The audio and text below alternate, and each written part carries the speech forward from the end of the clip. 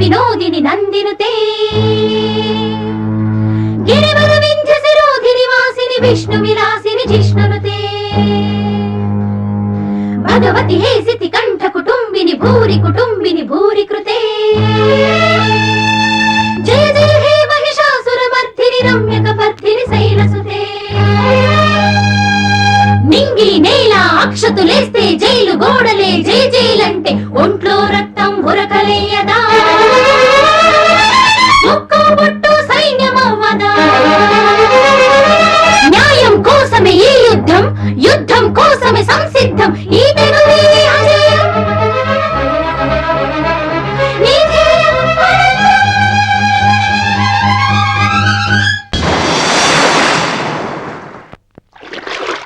Fashion technology నుంచి ఇవాళ phone వచ్చింది. ఏదో కొత్త యాడ్ చేయాలంటున్నారు. వెళ్ళనా? నాకిష్టం లేదు. అంటే యాడ్స్ చేయడం వదిలేమంటావా? హే, నీకోసం నా భార్యనే వదులుకున్నాను. ఆఫ్టర్ ఆల్ నువ్వు యాడ్స్ ను వదులుకోలేవా? ఓకే, వదిలేస్తాను. అరే, ఐస్ క్రీమ్ కరిగిపోయింది. కరిగిపోయింది ఐస్ క్రీమే కానీ ఐస్ క్రీమ్ కాదుగా. 1 మినిట్, ఇప్పుడే వస్తాను. ఎక్కడికి?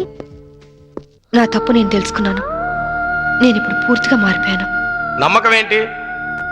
కడుపు తీపి ఏ ఆడదాన భర్త లేకుండా బ్రతకగలదేమో గాని కన్న బిడ్డను మాత్రం చూడకుండా ఉండలేదు. బిడ్డను చూడాలంది. నాకు సాయం చేయండి సార్. ఒక ఖైదీగా కాదు, ఒక బిడ్డకు తల్లిగా ప్రాధాయపడుతున్నాను. నా బాధ అర్థం చేసుకోండి సార్, ప్లీజ్. ఓకే, మీకు పెరోల్ శాంక్షన్ చేస్తున్నాం. 6 months మిమ్మల్ని అబ్జర్వేషన్ లో ఉంచుతాం. Thank you sir. ఇవి మీ పెరోల్ ఆర్డర్స్. 2 టౌన్ స్టేషన్ లో సేయ్ గారు ఉన్నారు, ఆయన చూపించండి. అలాగే సార్.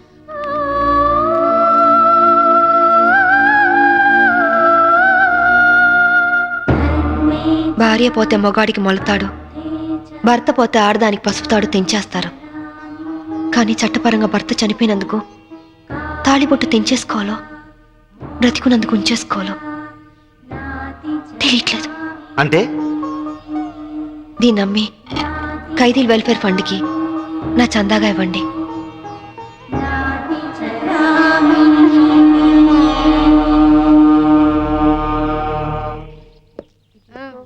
సాంభవి, అమ్మా సాంభవి, సాంభవి.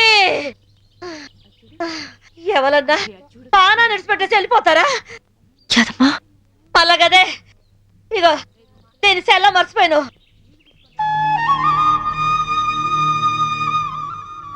థ్యాంక్స్ యాదమ్మా. కన్న తల్లి కాకపోయినా అంతకంటే ఎక్కువగా చూసుకున్నావు. ఇంకో జన్ముంటే నీ కడుపునే పుట్టాలి, నీ కడుపునే పుట్టాలి. నేర్చుకోండి. మీరు వెళ్ళండి. థ్యాంక్స్ భయ్యా, కొత్తగా వచ్చిన సర్కిల్ అయినా నేనేంటో తెలుసుకున్నావు. వస్తా. మీలాంటి వాళ్ళ గురించి నాకు బాగా తెలుసు. మీరు వెళ్ళండి. వస్తా భయ్యా.